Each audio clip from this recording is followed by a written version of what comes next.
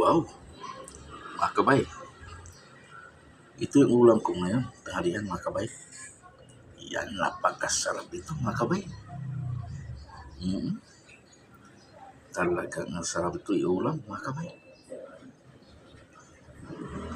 Sarap, yummy, yummy mga kabay.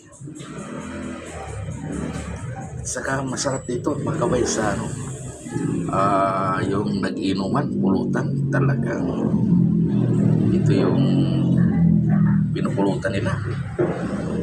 Kung inom sila ng mga hard na inom, talagang yummy mga kabay. Nakita natin kung gaano kasarap. Saka sa sabaw pa lang talagang mapagtulaway ka talaga mga kabay.